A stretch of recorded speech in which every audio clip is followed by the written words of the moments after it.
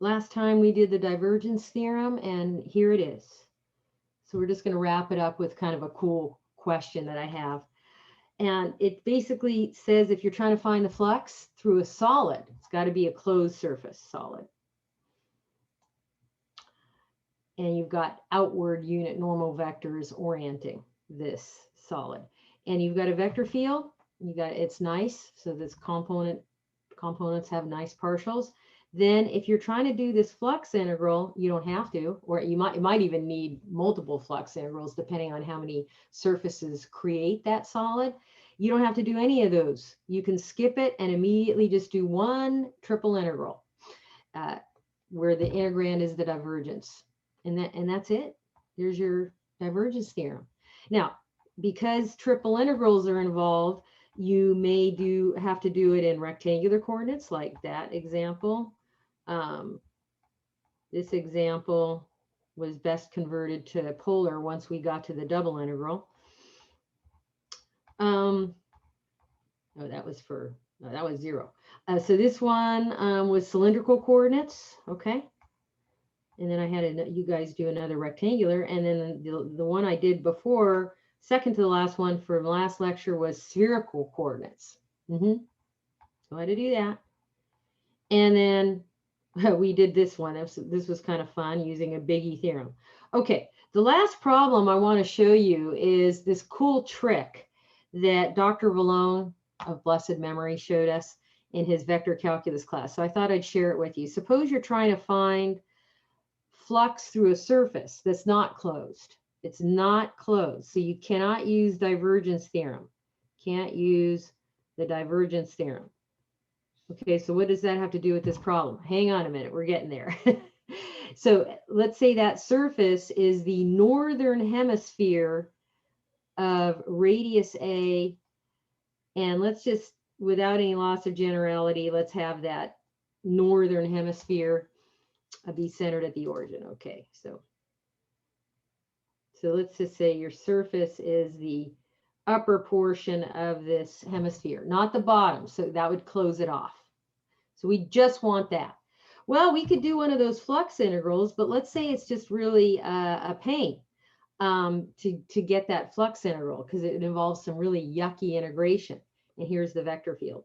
What we're going to do is we're going to close off the surface. We're going to put that bottom plate on there and then basically calculate the full-blown flux through this closed surface.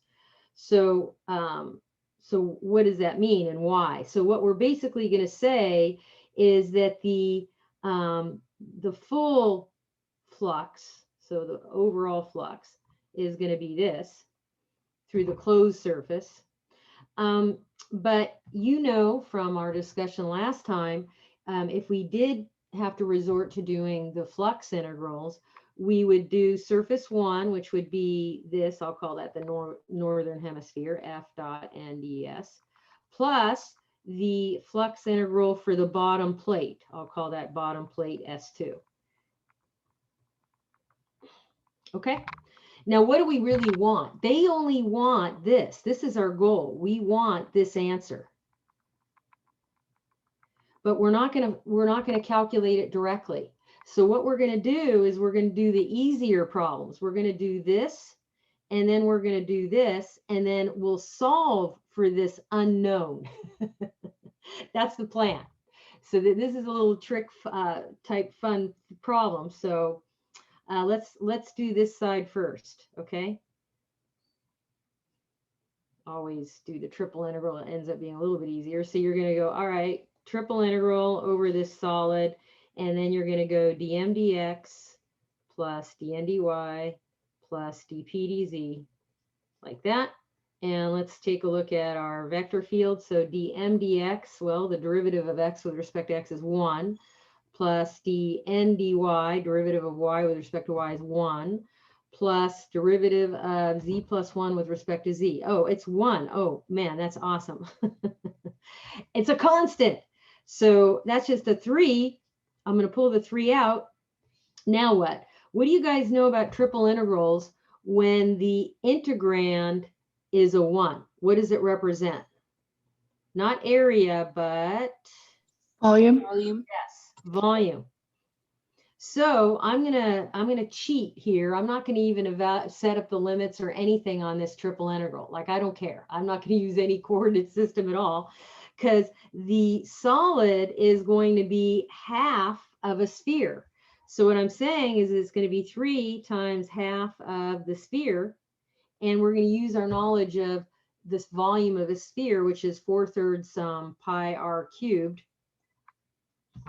So this is going to be 3 times a half, 4/3 pi. And the radius, they said, was sort of this general radius A. Okay, so A could be some positive result. So we'll go like that. Okay, so then after we reduce this to lowest terms, okay, 4 divided by 2 is 2, 3 divided by 3 is 1. I just get 2 pi A cubed. Save that for later. So what does that mean? What do we have so far? So in this big old equation here, we did the left-hand side. We've got the full flux through the closed surface, even though that's not what we really want. We only want the flux through the upper portion of the sphere. Fine. Let's do this right here. So this is the flux integral through the bottom plate, and that's this right here. And remember, we're going to have the unit normal vectors oriented outward, which means they're oriented down. So on that bottom plate, S2, the equation is z equals 0. So the negative gx, negative gy, -1, oh, excuse me, I want positive because I want oriented down, sorry. So this is going to be our NDS essentially. But that's, you know, if this is your little g right here, the partial of that with respect to x and y is 0. So 0, 0, -1 is going to be an oriented outward, in this case, downward vector. Okay, fine. So that flux through the bottom plate only is this flux integral. I'm going fast. Turn it into a regular integral where you're going to integrate over the region. And the region is just this circle of radius A centered at the origin. Fine. So then your force field that they gave us was x, y, z plus 1. Oops. X, y, z plus 1. But I don't like to see a z variable in a double integral where I'm just going to do the double integral with x's and y's. So what do we replace z with for this surface?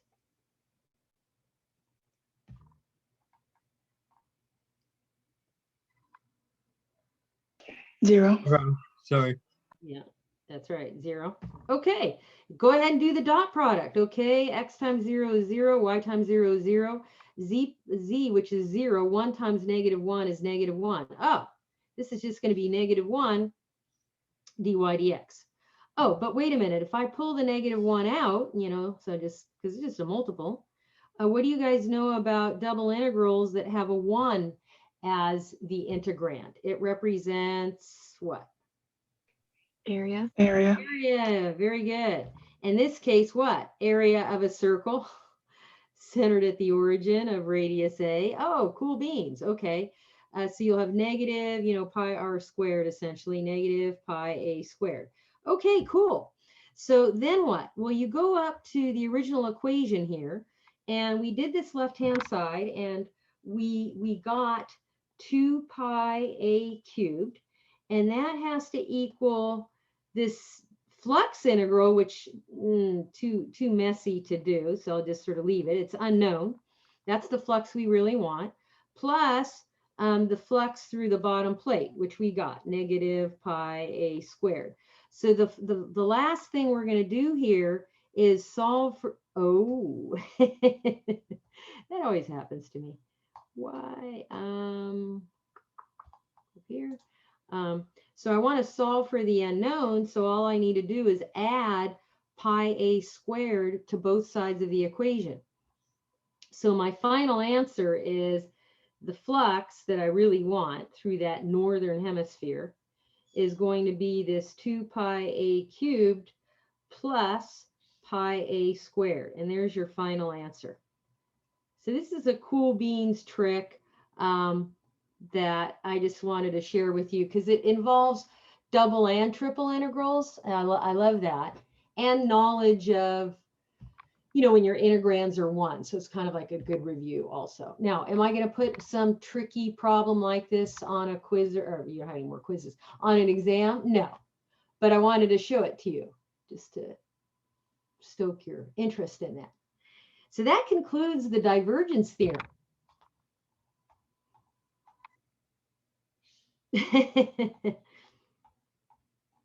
And some of you may think that this does represent me. Class ended 2 minutes ago. Time for one more example. I've been accused of that. Always time for one more. Because why not? I get all those examples in. It's always good to have more examples. I mean, seriously, folks, you won't believe this, but before this semester started, there were a couple of my lectures. I actually took some examples out, not very many, because sometimes I put more in. Yeah, it's like I'm a fan of more is better, but I don't know. Okay, let's do Stokes. So this is the last of the new material. So what is Stokes? It's another really powerful theorem of vector calculus. You've got Green's, you've got the divergence theorem. Now we're going to do Stokes. And the cool thing about Stokes is it's Green's in 3D. Yeah, so that's basically what it is. It's the 3D analog of Green's. So if you recall Green's, here it is. You're doing a FDR line integral, mdx plus ndy. That's the circulation version. And, turn it into a double integral, dmdx minus dndy. dndx minus dndy.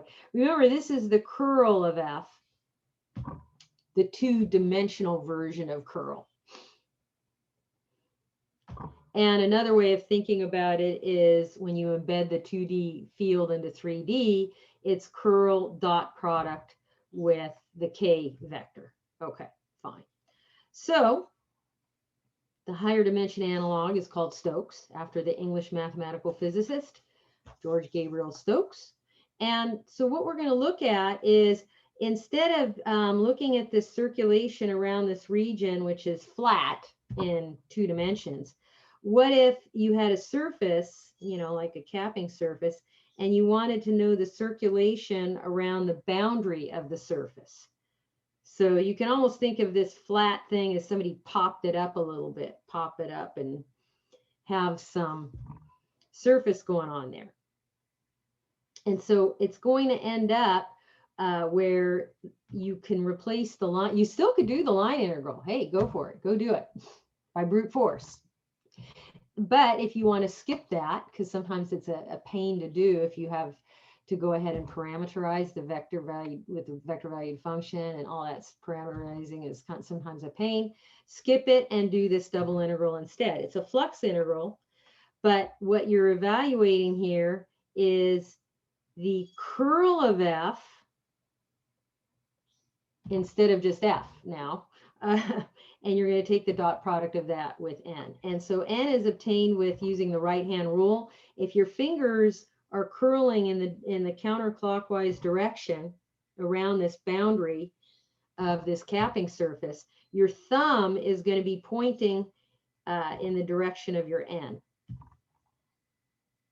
So here's the right-hand rule with Stokes. Okay, and then here's officially Stokes. You got to have your oriented surface. This won't work on like one of those Klein bottles. Unit normal vector n, simple closed curve C, if F's a vector field whose component functions have continuous first partials, and you need that for your curl, then you have that there. So I'm going to do a problem, and I might even do a couple of problems, and then I'm going to have you try one, okay, with a buddy. So get ready. Okay, I'm going to do one that's similar to the one that I'm going to give you to do with a buddy. And this is similar to the one I'm going to give you on the exam. So heads up.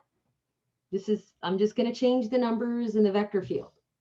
Otherwise, it's going to have this flavor to it. Okay, So how do you do it? What's going on? So take a look at this surface here. It's just a portion of a plane in the first octant. 2x plus 2y plus z equals 6. And what if we want to figure out the circulation going around the boundary of that plane in the counterclockwise orientation? Fine. With this vector field. Now I'm giving you the answer, negative 18, which means that the circulation is actually going in the opposite direction. And if you had to put that little paddle wheel with the vertical paddles and you could place it sort of 3D, it would be turning in the clockwise direction. So if we're going to apply Stokes to this instead of parametrizing, and by the way, if you had to do this the hard way, you'd actually have to do 3 line integrals, like for reals, like I'm not making this up. You do C1 here and you parameterize that curve and then do it. Then you'd add that to another line integral, C2. Oh man, really? Ugh. And then you'd add that to this third line integral. Ugh. And you have to parameterize each one of these curves and then add the results. But good news, that's equal to one integral, one big old integral instead, which is a surface integral, and you're going to take curl of f and dot product that with n ds. So we're going to do this instead. That's Stokes. So one of the ingredients of Stokes is curl. So that's one of the reasons why you learned curl from last week. So let's go ahead and get the curl of f. And if you do the 3x3 determinant method, which I prefer, I like to see it, you're going to have ijk across the top row. And then the hollow vector, it's a hollow vector. You're not actually taking derivatives here. You're just going to put ddx, ddy, and ddz. Don't actually take any partials. Just the hollow vector, which is this differential operator, is that. And what you're doing here is curl is you're taking the cross product between this hollow differential operator and the vector field itself. So I'm just going to copy down the vector fields components down on the bottom row.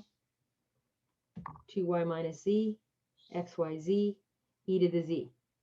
And there's a t-shirt for you. Stoked. Yeah, that's Stokes right there. Go buy that t-shirt. Okay. So I'm going to do this on the fly. We're going to do something times I hat minus something times j hat plus something times k hat. Here we go.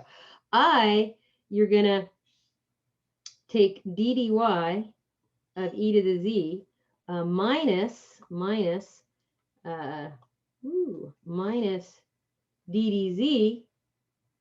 of xyz. So we'll do that. And then minus, and then for the j hat, I'm going to need some more room here. This is annoying. You'll take ddx of e to the z minus ddz of 2y minus z. So I'm doing this. And then the k hat is going to have ddx, that's this right here, of xyz minus ddy of 2y minus z. Now you're actually going to take some partials. Okay, this is a little messy, but go get our curl. So good news, ddy of e to the z is 0 minus the partial of xyz with respect to z. I think that's xy. And then when we do the component for j, let's see, ddx of e to the z, that's 0 minus the partial of 2y minus z with respect to z, that's minus 1. ddx of xyz, that's yz, minus ddy of 2y minus z is 2. Okay, k hat. Clean this up a little bit. I'm going to put this in component form. That's just my personal favorite. Negative xy, that's a 1. A lot of minus signs going around here. I think that's going to end up being negative 1, yz minus 2. Whew. Okay, curl. Now, if you get your curl, I'll give you some partial credit points. Yay. That's right. Now, how do you get your n? So the n here is going to be negative gx, negative gy, 1, because we want this n upward and outward, where you have to figure out what g is. So I solve for z here, that's our surface, and I get z equals 6 minus 2x minus 2y, and z is our little g function. So that's going to help us get n here. So let's go ahead and get n. So negative, the opposite of the partial with respect to x. So that's the negative. Well, that didn't go so well. Negative 2. And then the middle component is negative 2 again. Okay. And then 1. Oh, nice. So that's just going to be 2, 2, 1. So come back down here. And now we're ready. So the circulation is going to be equal to this double integral. You're going to take curl of f and then take the dot product of that with n, like so ds. And that's going to end up being a regular double integral over a region. What region? Well, if you look at the projection of this portion of the plane onto the xy plane, it looks like it's going to be that little triangle region right there, where this diagonal line has the equation x plus y equals 3. And so we'll figure that out in a minute. I'm going to put this curl that we got, and I'm going to take the dot product of that with 2, 2, 1. Now, my bad, but I haven't forgotten. You really don't want to see z's in your double integral, because the dA is going to represent like dy dx or dx dy. So we will replace that z, but not yet. Let's wait. I promise I'm gonna, before I actually do any integration. And you want to do that too, at least now or in a couple moments. So do it sometime along the way. And at the same time, I'm going to iterate my double integral. So I claim that when I solve for y here, which is 3 minus x, this region is going to have x going from 0 to 3. So that's going to be my outer integral limits. 0 to 3 minus x here. And then when I take the dot product, I don't know why that keeps happening. I apologize. I'm going to have negative xy times 2, and then plus negative 1 times 2, plus yz minus 2 times 1. This whole thing, dy dx.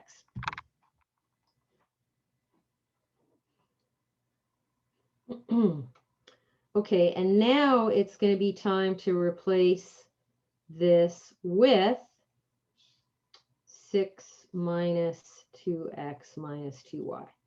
So what are we going to have? We'll have negative 2xy minus 2 plus y times 6 minus 2x minus 2y minus 2.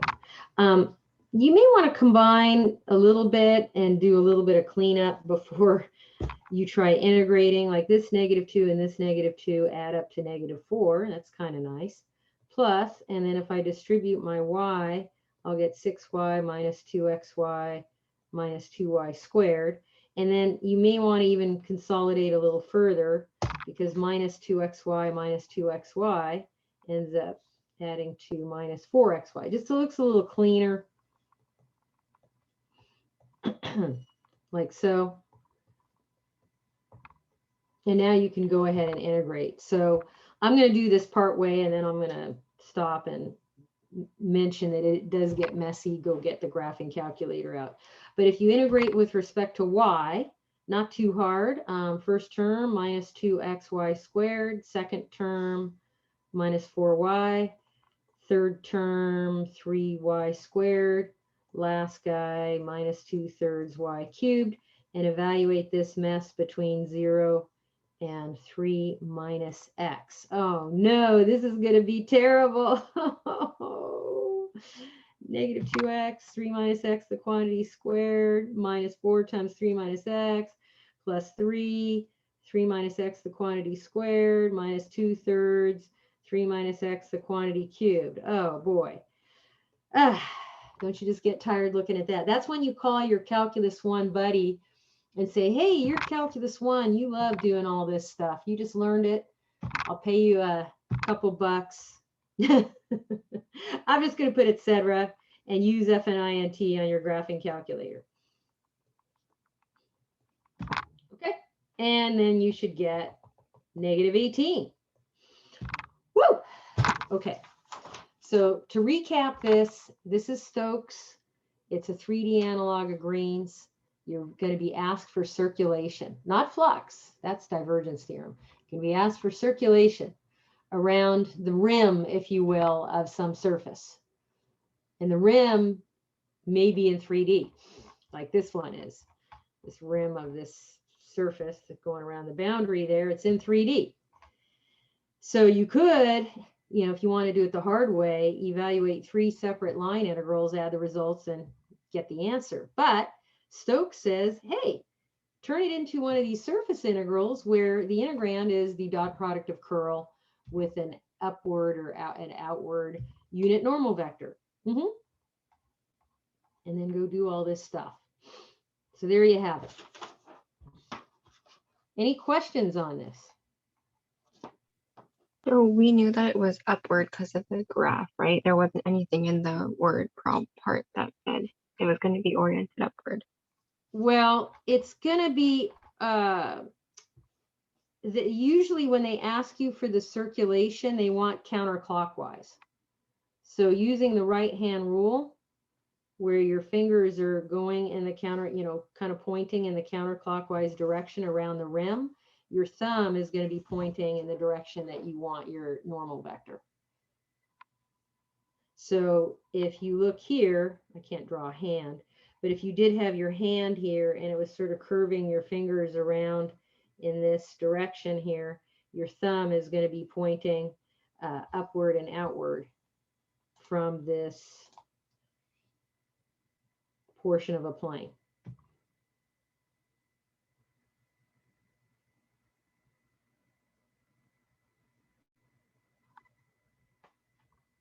Does that answer your question? Yeah. Yeah, it's the physics of it. Okay, so what I'm going to do before I have you try one is I want to do one more example where I do a verify, and then I'll have you buddy up and pair and share. I'm going to have you do example 2, but let me do example 3 first. Now, anytime you see a verify, that means do both left-hand side and right-hand side. Left-hand side and right-hand side of what? Stokes theorem. And we did a verify for greens. Check your course reader notes for that lecture when I introduced greens, where I had to do that line integral. Actually, I think I did more than one line integral. And then we just said, okay, what if we just did greens? And then green, you know, the right-hand side was easier. So when I say left-hand side, right-hand side, if you look at Stokes, when I do the left-hand side, I'm going to actually have to do brute force line integral. And so I want to prove that this left-hand side, LHS for short, is the same as the right-hand side. And it will be. It will be. So let's just do a verify for Stokes. And you'll have some of these on your homework too, where they ask you to try both. So in this example, I'm going down here to example 3. We have a hemisphere. So if you looked at the hemisphere, this is centered at the origin of radius 2. And we're trying to figure out the circulation around the rim there of the hemisphere. It's the northern hemisphere because z is greater than or equal to 0. So the curve is this trace of the surface in the xy plane. Here's your force field. We're going to verify. So the left-hand side, we're going to actually do this line integral. Oops, that's a c f dot dr. We're going to do that. Guess what? That means you got to parameterize the curve. Well, how do you parameterize this curve? And we want it to go around counterclockwise like that. So you're going to use cosines and sines. So I claim 2 cos t, 2 sine t, and the third component is 0 because we're embedding this curve, if you will, in the 3D world. So that third component is 0 because we're in the xy plane. And then time will go from 0 to 2 pi seconds. And since we are doing the dr, we're going to need the velocity vector because we're going to do that dot product. We're doing this the hard way. And so now this line integral becomes the regular single integral going from 0 to 2 pi. And you're going to take a dot product of the force field with your velocity vector like this. Now remember, I'm not going to put, I'll put z minus y, x, negative x, but you don't want to have x's, y's, and z's in your line integral. You're supposed to convert everything to be in the variable t. Well, how? Well, z minus y, you'll steal the z component off your vector valued function, which is 0, minus y, that'd be 2 sine t, comma, and then the second component is x, that's going to be 2 cos. And then the last component is negative x, so negative 2 cos. Okay, now go ahead and take your dot product. Okay, fine. So you'll get this component, negative 2 sine t, multiplied with the x component of your velocity vector, also negative 2 sine t, plus 2 cos, multiplied with, 2 cos, plus negative 2 cos with 0. Nice. So what do we have here? We have 4 sine squared plus 4 cos squared. Oh, nice. If I factor out a 4, the other factor is sine squared plus cos squared. And I think everybody in the room knows that that is a 1. So we're just going to have 4. And that's pretty easy to integrate. Lovely. With respect to t. So I get 4t and I evaluate between 0 and 2 pi. And I get my final answer is 8 pi. There's my circulation around the rim of this northern hemisphere. So I just did the left-hand side by brute force, had to do that line integral. It is a hassle. Now let's do the right-hand side. So what does the right-hand side involve? Well, you're going to do Stokes. So you're going to do this RHS, right-hand side. You're going to do the double integral. You're going to find curl of the vector field, dot it with n ds. That's Stokes. So what about the curl? Let's go get that first. 3D, 3x3 determinant method. You'll thank me someday that I'm making you do this. If you haven't taken linear and you're going to need to take linear, you'll go, okay, great. I learned that in my Calc 3 class. You're ahead of the game. So if I do this on the fly, ddy of negative x, that's 0, minus ddz of x, 0, I have. Minus ddx of negative x, that's going to be negative 1, minus ddz of z minus y, that's minus 1 there, and I'll have j hat, plus something times k hat. I'll have partial of x with respect to x, that's 1, minus partial of z minus y with respect to y, minus 1, 1 minus a minus 1. So this is going to end up being 0 when I put it in component form, 2, 2. Nice, a constant vector. We got lucky. That doesn't always happen, but it's nice when it does. So now what? Well, I got to go get my n, which is not as fun as getting curl. First, let me write down this sphere equation. Our surface, this is our surface, but we need to solve for z because we need our little g. So our little g, which is z, is the square root of 4 minus x squared minus y squared. And I'm going to have to get some partials here, so I'm going to rewrite it with exponent because, you know, I got to get the partials of little g. So it's not going to be pretty, but if you get the partial with respect to x using the chain rule, half 4 minus x squared minus y squared to the negative a half times negative 2x. And if I clean this up a little bit, rewrite it with positive exponents and do that, I'll have that. Negative x over that radical. Now, I want you to notice something about this radical. This is very similar to one of the homework problems that I gave you in MyLab Math, which I'm hoping you'll do over the weekend. This is the same as z, isn't it? You see that? Yeah, So if I just do shorthand, because I'm getting a little lazy, it's Friday anyway, I'm lazy on Fridays. Let's just rewrite that little gx as negative x over z, just temporarily, just go with it. Let's do the partial with respect to y. Once again, chain rule, simplify, reduce, and I have that radical again down in the denominator, but that's the same as z. Let's just throw it in there. So, so now what? Our n ds portion is gonna, look like basically, well, I'll just do n. So our n, which is not unitized, is x over z, y over z, and we're gonna have 1 because we want negative gx, negative gy, 1. So when you take the opposite of negative x over z, you get positive. When you take the opposite of negative y over z, you get positive y over z. Okay, fine. Now we're ready for business.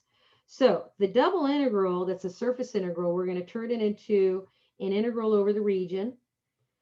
And we got to take this dot product like this. When I take the dot product, not too hard, well, 0 times anything is 0. Then I have 2y over z plus 2 dA. Fine. And now you're probably thinking, well, you said that I'm not allowed to have z's in these double integrals. And you're right. I'm not allowed to. I mean, I could put, right now, I could put the square root of 4 minus x squared minus y squared back in there for the z. But more importantly, what I want you to get is the region that we're integrating over. Which problem are we doing? It's so long. Is this circle of radius 2. So what do you think we should convert to for this double integral? Convert to Polar. Yeah. That's what you want to do, unless you like pain. So we're going to convert everything to polar. And so, dA is r dr d theta. And on that circle of radius 2, we get 0 to 2, and the theta goes from 0 to 2 pi. Fine. Now, for this integrand, which is a little bit yucky, you're going to replace y with 2r sine theta.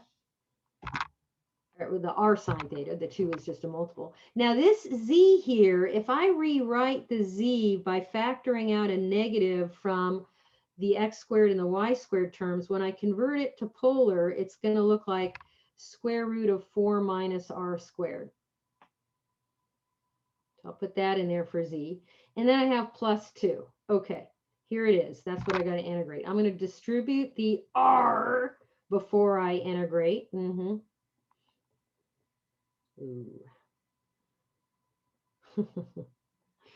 Okay. Now you're going to love this. I'm not going to integrate this first term with respect to r because I don't feel like it. Mainly because it's going to be a little bit of a hassle because I'm probably going to have to use trig sub, and it's going to be like, oh man, are you kidding me?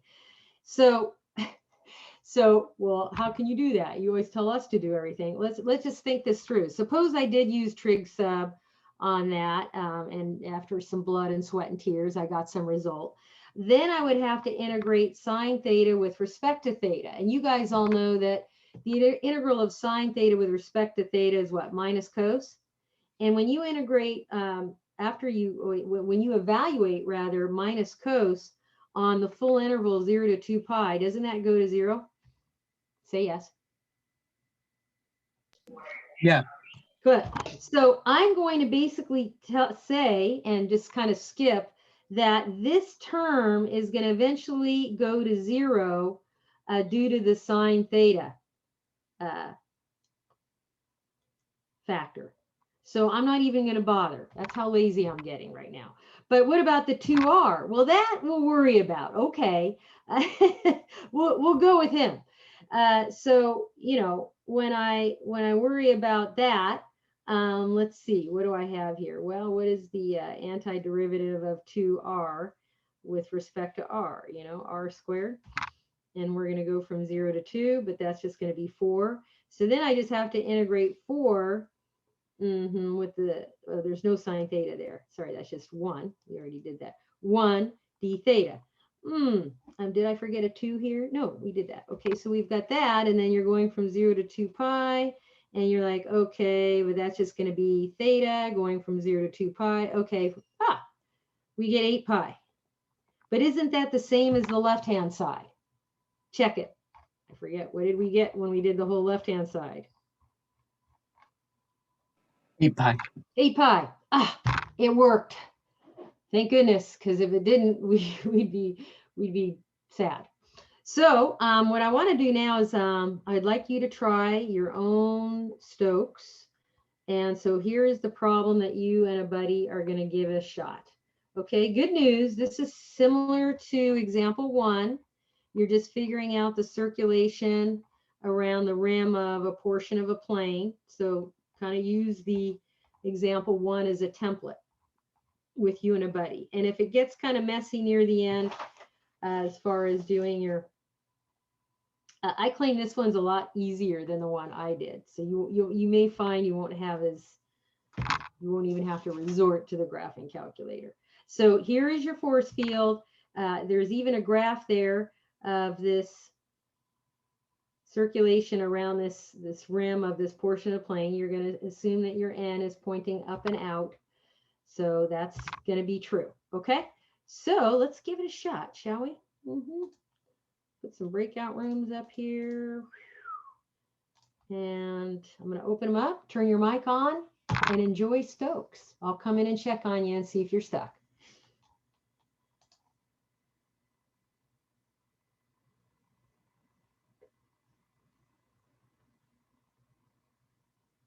Lizette, are you there? Lizette?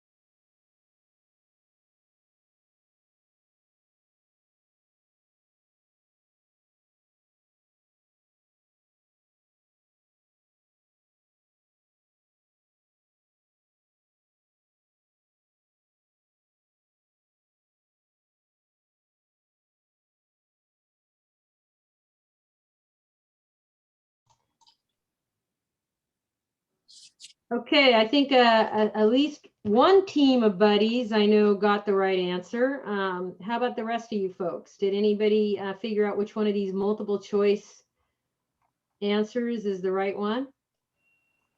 D? Say that again. Is it not D? Yeah, it is D. Okay. I thought you said E. It's hard to say. D is in dog. Yeah? Yay. So if you got that, congratulations. If you did not get that, let's see what the heck went wrong. Okay. If you're getting your curl of F, the 3x3 determinant way, and I'll do it in slow motion here. You got your I hat, J hat, K hat across the top. You have your hollow vector, ddx, ddy, ddz. And then you write down the components of your vector field on the bottom row.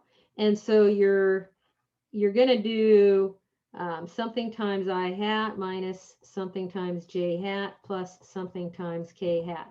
So with the I hat, you'll have ddy. For some reason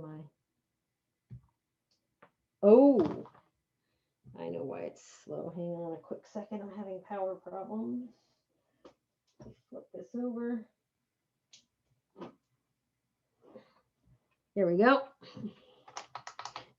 Some other power problems here. My cooling stand is not working. Technology, gotta love it. ddy of negative 2x minus ddz of e to the y. We'll do that in a little bit. And then for the j hat, you'll have ddx of negative 2x. That's this times this.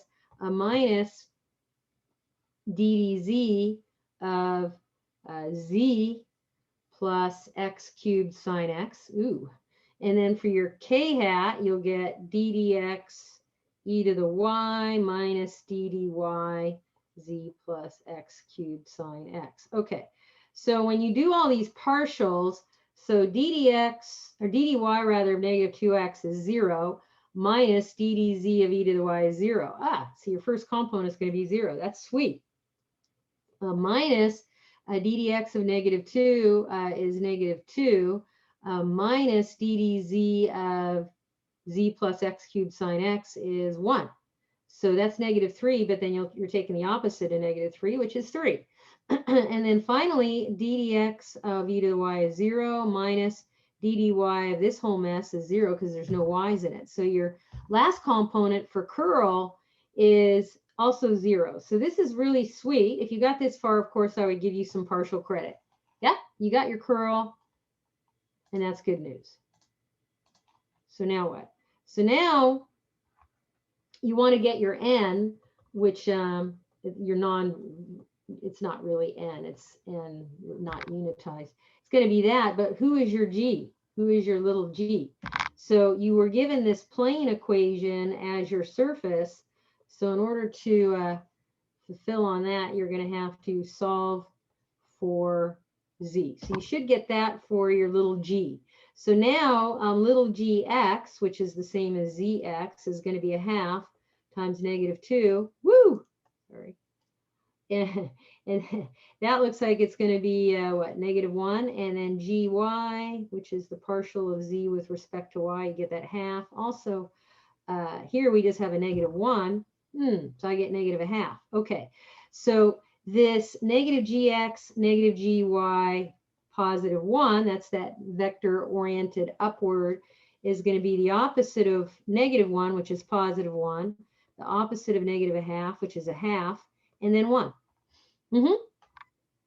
And so by Stokes, when you're trying to figure out this circulation integral here, f dot dr, is the same as this surface integral where you're going to take your curl of f and dot it with n ds.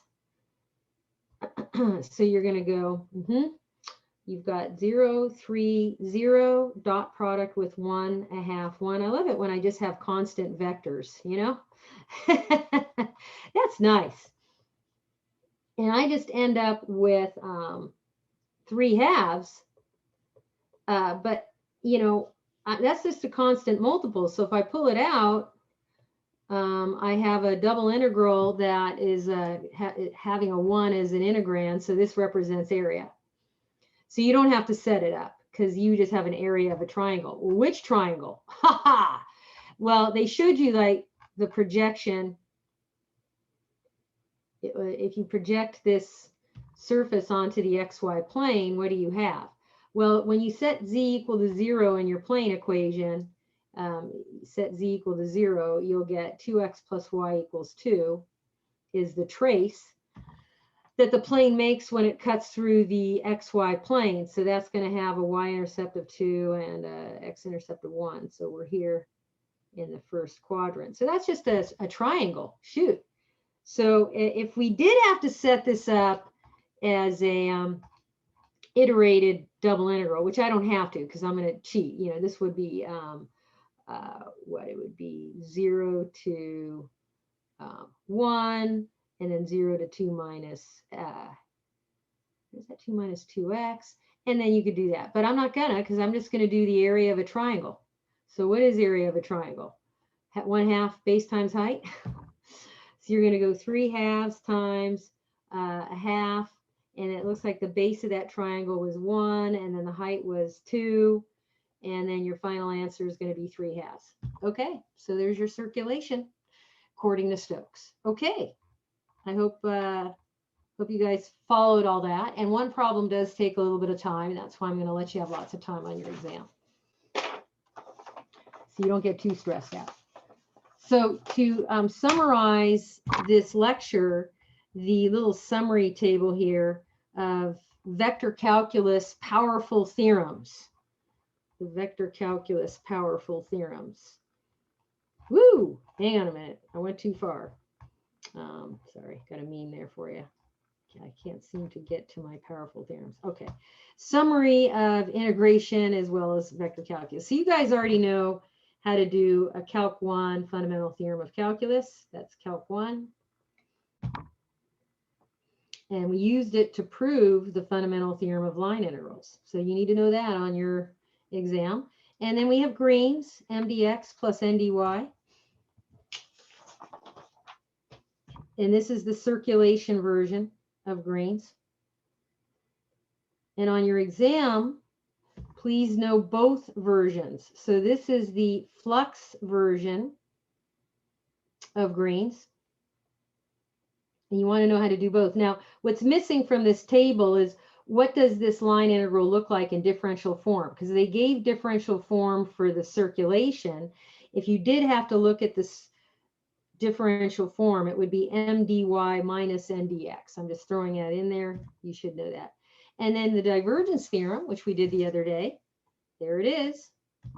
You have a flux integral, which can be changed into a triple integral, which is the 3D analog for Green's, where you have a line integral changing into a double integral. And then you have Stokes, which is a 3D analog of the circulation version of Green's. Okay, so this is the 3D analog of circulation version of Green's.